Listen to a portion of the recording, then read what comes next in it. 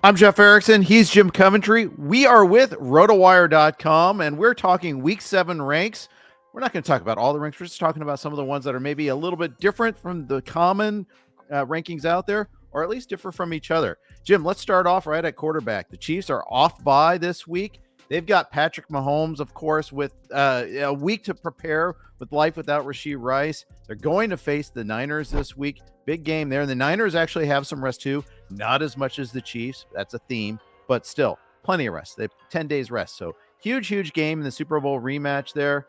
You don't have Patrick Mahomes as a fantasy starting QB this week. Jeff, I had to come to grips with a lot of things since week 7 of last year. He's been a solid quarterback too in fantasy. Best quarterback in the NFL, but he has very few quarterback 1 weeks. His best game all year, 20.6 fantasy points, which is nice, but it's certainly not what we bought. Here's the problem. Since Rashee Rice went out, this Chiefs squad has become a run-based offense. In their last game against the Saints, I asked myself, I wonder how many 2 and 3 tight end sets will set. They one-up me. They were playing 4 tight end sets. So basically, they are just going to, defenses can't stop that because they are built, the linebackers and the safeties are built for the passing attack. They're lighter than they ever were. When you're putting all that beef on the field, they're just running old Kareem Hunt, and he looks like young Kareem Hunt. So I don't think Mahomes is going to attempt many passes here other than when he has to. That's my whole rationale. I see that. And yet, I think because they're playing the Niners, that A, the Niners have some familiarity with them. B, they have a better offense than most of the teams that the Chiefs have faced. Let's face it. The Niners offense, especially in San Francisco, is going to be a lot better than the Saints on Monday night on the road. I think that they might be forced to be a little bit more wide open. That's why I still have them in my top 12. It's not like I'm saying, you must start. I'm not pounding the table for them. I've got them at 11. It's not like I'm like, oh, yeah. Got to go that way. But I hear you at the same time.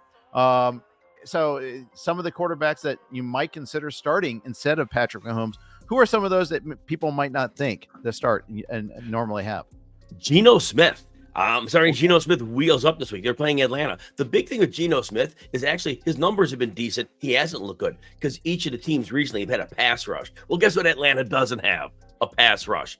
And Baker Mayfield, I have him ahead as well. And Mayfield this week, the Ravens are way overrated as a pass defense. This is not the Ravens of old. So those are a couple of quarterbacks, even Kirk Cousins against Seattle. I have them all well ahead of Mahomes. Fair enough. I have Cousins ahead of Mahomes as well. I do like that one there. And I think that Baltimore Tampa Bay game on Monday night should be fun as far as a shootout potential. A lot of big matchups this week. That's one of the other big themes for week 7. Let's move on to running backs. Josh Jacobs. It hasn't quite all clicked together as we'd like so far. Big matchup this week against Houston, at least in terms of like 2 very good teams playing each other. What's your take on Jacobs this week? So it's a couple of things. They're not maximizing him as a receiver. He has some games in the 20s yardage wise, but he's normally a good receiver. He's that guy who could get you 40, 50 yards. They're not using him that way. Goal line, he has 1 touchdown. They're not getting him the ball there. He's not getting there. And he has 2 games with over 12 PPR points with a cap of 16. Now, here's the other problem. They're playing Houston. Houston against fantasy running backs, they allow the 5th fewest points, and they've had a tough schedule. Jonathan Taylor, Aaron Jones, James Cook, for what it's worth, Travis Etienne, DeAndre Swift, and yet they haven't given up much to them. Given the way Jacobs being used, I just see him not outperforming that group that Houston's already slowed down a bit. You've got Jacobs at running back 22. That's not what you paid for if you drafted Josh Jacobs in the 3rd round of drafts. I'm playing our colleague Joe Bartle's music right now as an example of that one there. But I hear you at the same time. It is something I'd consider moving him down. I'm probably not going to go that far down, but I can see it like moving him down to like 15 below Kareem Hunt. I can see that. You're just talking about the Chiefs as a run-first offense. Well, here you go. That's a good counterexample. If you're enjoying this video, smash that like button, please. Hit subscribe. That way you'll know when all of our videos come out. Jim puts out content every day. In fact, I think he sometimes like dreams up new content to put out there. Wishes there were 8 days in a week so he could have those. So hit that subscribe button. If you want to see more from our rankings, you want to see everything else on the site, go to rotowire.com/try. Guys, we have a free trial and there's no credit card required. None of that like bait and switch stuff. It's rotowire.com/try. Put in a valid email address. Off you go. Free 2 days on the site. Let's move on to wide receivers. Dionte Johnson. this is a guy that has been a lot better under Andy Dalton. He's been unlocked. The Carolina Panthers, they've got a little bit of a trickier matchup this week. I think in terms of trying to keep up, this is one where you might be a little bit more positive than me on Dionte Johnson against these Commanders. This could be a shootout game. I'd like to move him higher than the wide receiver 18 that I currently have him at, because the 3 games he's had moderate matchups with Andy Dalton, 26, 21, and 19.8 PPR points. He is blowing the roof off. The one game he didn't do well, I told people to sit him that week. They played the Bears. They never had a chance against the Bears. Jalen Johnson wasn't going to happen. He had 5.9. The Commanders, first of all, they had no pass rush. Jonathan Allen, their great defensive tackle, he's done for the season. Feel bad for him. Tough one. Their corners are lousy, and Johnson does nothing but get open quickly. And even if Washington does it running the ball, they're going to play with the lead in this game, which means Andy Dalton's going to have to throw, which means Dionte Johnson continues to feast.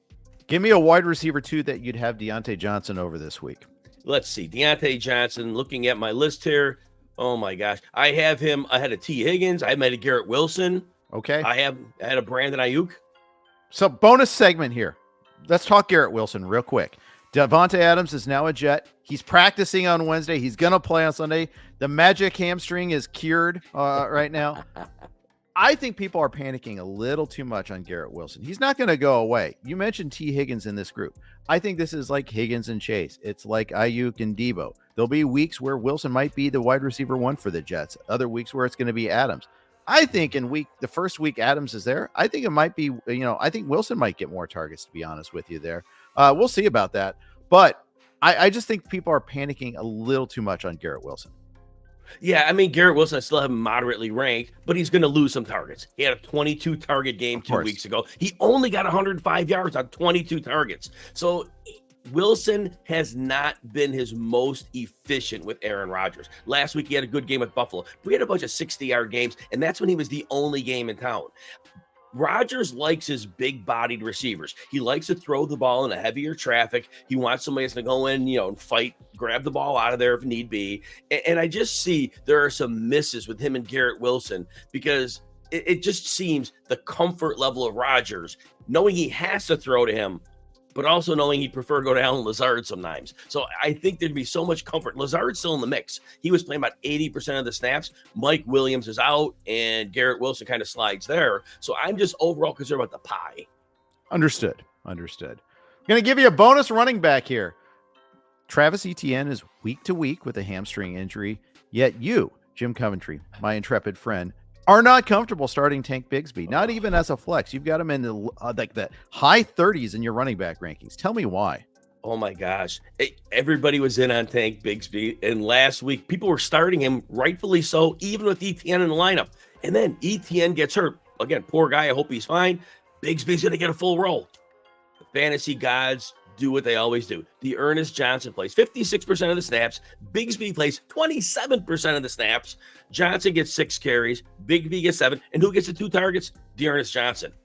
I don't trust Doug Peterson. I don't trust Press Taylor. How you put Dearness Johnson ahead of Tank Bigsby, but they did, and they emphatically did it. And now, because of the lack of trust I have in that coaching staff, I can't take the chance on ranking Bigsby higher. And he did have his first ordinary game after beating up on the low Miami run defense and the terrible Indy run defense earlier in the year. Yeah, I think the counterpoint was that they were behind pretty significantly by halftime against the Bears. Although I tweeted about this during the game, Dearness Johnson was getting red zone work on the very first drive of the game. Mm-hmm. So it wasn't just an ETN thing. It wasn't just a game flow thing. It's Press Taylor doing Press Taylor things. And that's the thing. I just don't understand. It's a leap of faith for me to start Tank Bigsby this week. I'm figuring the game flow will be different against the Pats. If it's not, well, those 2 coaches aren't going to make it home. They're going to be left on the tarmac, and they should be. They should be anyhow, but that's another story for another day. Along with Trent Baalke too. Let's just clean sweep there. Let's go straight. Just the owner should just say, "Hey, stay in my suite here in London. Put you in the Tower of London. You'll never come out." We'll leave it on that note there.